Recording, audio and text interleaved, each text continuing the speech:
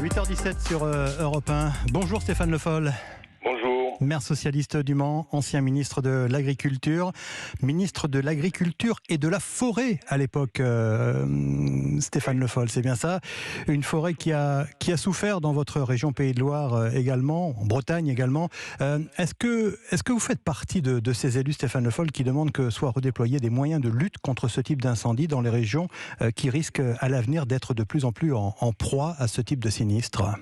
Je pense qu'il y aura une réflexion à conduire de manière générale sur la lutte contre les incendies, puisque des régions jusqu'ici qui n'étaient pas touchées par ce type d'incendie massif, important, sont aujourd'hui sous la menace de ces incendies. Ici, dans les Monts d'Arrée, juste à côté du Helgoat et de Berrien, il y a eu des dizaines de milliers d'hectares qui sont partis en fumée. Donc on est confronté à cette situation. Donc il faut avoir une réflexion sur le prépositionnement d'un certain nombre de dispositifs. Il faut aussi investir. Dans le département de la Sarthe, on a investi avec la métropole dans des caméras pour pouvoir surveiller le moindre feu, pour pouvoir agir le plus vite possible. Il y a sûrement une réflexion globale à avoir, c'est certain maintenant, compte tenu du réchauffement climatique et de ce que nous avons connu cette année. Réflexion globale, mais aussi effort exceptionnel en termes de moyens humains et matériels. En termes de moyens matériels, bien sûr, plus de Canadair, plus d'avions, plus d'hélicoptères, c'est certain. Mais ce qu'il faut avoir en tête, c'est l'action sur le terrain et la rapidité de l'action. Ça nécessitera évidemment des moyens prépositionnés. Les SDIS dans chaque département devront être maintenant mis en situation de pouvoir intervenir rapidement. C'est des moyens humains, bien sûr, c'est des moyens matériels, je l'ai dit, et c'est en même temps une organisation qui permet une rapidité dans l'action. Parce que c'est surtout ça qui va compter maintenant. On est face, je l'ai dit, à ces incendies, et j'aurais salué d'ailleurs tout le travail des pompiers, qu'ils soient professionnels, volontaires, tous ceux qui ont participé aussi à l'action contre les feux partout en France, agriculteurs, bénévoles, collectivités locales. C'est un point important. Il va falloir qu'on s'organise de manière mutualisée et de manière solidaire pour être efficaces tous ensemble.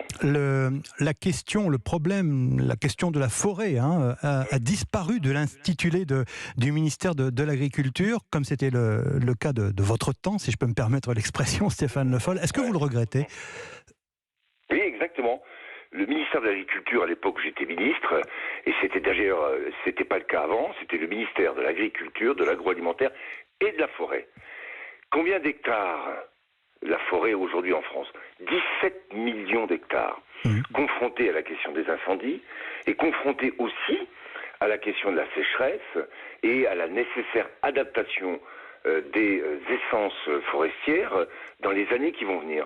C'est un ministère et c'est un enjeu en soi. C'est autour de 160 000 à 200 000 aussi emplois.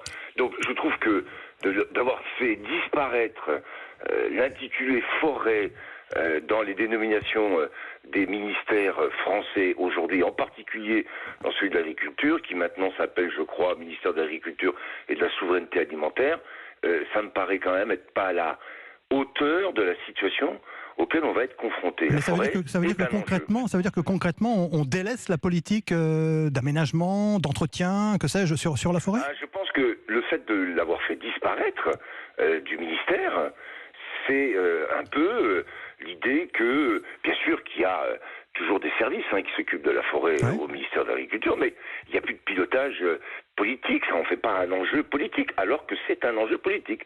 Et je considère que c'est une erreur. Et au vu des défis auxquels on va être confronté, je l'ai dit, sur la question des incendies et sur la question forestière en tant que telle, eh bien, ça mériterait qu'on y revienne et qu'on mette un intitulé spécifique pour cet enjeu qui, je le rappelle, représente 17 millions d'hectares. Et qu'il y ait un signal fort, en quelque sorte, qui soit donné à ce secteur de l'agriculture en règle générale. Question d'actualité, Stéphane Le Foll.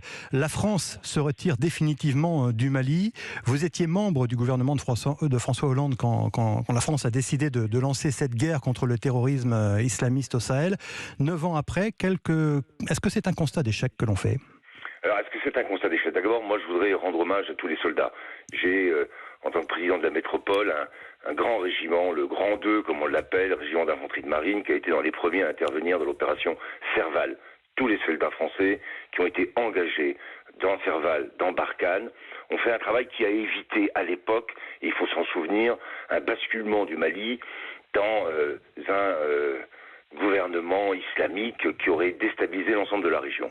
Maintenant, la junte qui est arrivée au pouvoir au Mali est en train de faire un choix qui ne permet plus à la France de pouvoir aider les Maliens à pouvoir se défendre contre l'État islamique. C'est un choix que la junte assume.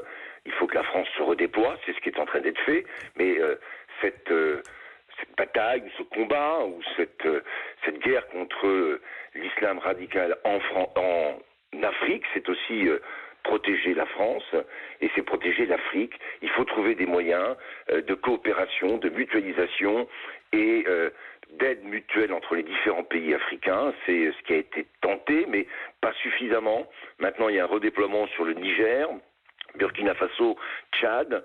Il faut que ça soit vraiment une coopération qui soit renforcée entre les différentes forces armées de ces différents pays et avec une vraie diplomatie française qui s'appuie sur l'Afrique, avec l'Afrique, pour pouvoir sortir de cette situation déstabilisante pour l'ensemble du continent. Parlons un peu de politique, Stéphane Le Foll, si vous le voulez bien. Vous avez signé la semaine dernière une tribune chez nos confrères du Point pour appeler le Parti socialiste à rompre avec la NUPES de Jean-Luc Mélenchon et sa radicalité. Vous dites, la logique de Chianli de la NUPES ne profitera jamais au camp du progrès. Pourtant, c'est bien la NUPES qui a fait revenir la gauche en force à l'Assemblée nationale. Alors, est-ce que la NUPES a fait revenir la gauche en force ? Elle a fait revenir la gauche puisqu'elle a permis une alliance de premier tour qui a qualifié un certain nombre de députés, de candidats au deuxième tour, c'est incontestable. Mais est-ce qu'elle l'a fait revenir en force, la gauche ? Moi, j'ai constaté simplement, et c'est dans mon texte, que quand vous regardez le total des voix de gauche, ne serait-ce que de la présidentielle au premier tour et celui du premier tour législatif, vous n'avez pas de dynamique supplémentaire. On est à 25%, ce qui n'est pas un score élevé pour la gauche. Donc il y a un problème, même si cette stratégie d'alliance a eu un impact pour qualifier, je l'ai dit, des candidats au deuxième tour et avoir potentiellement des députés. Est-ce qu'il y en aurait eu plus si on avait conçu l'alliance différemment, comme je l'avais souhaité, avec un désistement républicain, c'est-à-dire le fait que tout candidat de gauche qui arrivait derrière un candidat de gauche mieux placé devait se désister pour le deuxième tour? Je ne sais pas. Mais en tout cas, ce que je sais, c'est que cette logique que j'ai appelée de la radicalité qui conduit à la Chianli, c'est jamais favorable aux forces de progrès. Ça, le constat historique, le constat politique, on peut le faire non seulement dans notre pays, mais quand je regarde ce qui se passe en Italie, et on va malheureusement le voir, c'est ce qu'il se passe à chaque fois. Il ne faut pas penser que la radicalité et l'idée qu'on va remettre tout en cause portent ses fruits, même quand on s'adresse à des gens qui ont envie d'avoir du changement. Alors est-ce que ça veut dire que les choses bougent. Il faut les faire bouger avec sérénité, rationalité, sens de la responsabilité. En un mot, Stéphane Le Foll. En un mot, s'il vous plaît. Sur la question européenne, puisque vous avez posé la question, et est-ce que le PS doit retrouver son autonomie ? Sur la question européenne, alors là où internationale, prise de position de Jean-Luc Mélenchon sur la Chine, la question de l'Europe aujourd'hui, quand je vois d'ailleurs que les pompiers européens sont venus en France aider les pompiers français, c'est une marque de solidarité et c'est un besoin absolu de renforcer notre continent et pas de l'affaiblir et pas de faire le choix, comme c'est celui de la NUPS, de la désobéissance européenne, parce que à partir du moment où la France s'engage dans l'idée qu'elle va désobéir, pourquoi demander aux autres d'obéir ? Merci Stéphane Le Foll d'avoir été en direct ce matin sur Europe 1, ancien ministre socialiste et maire du Mans. Merci, bonne journée.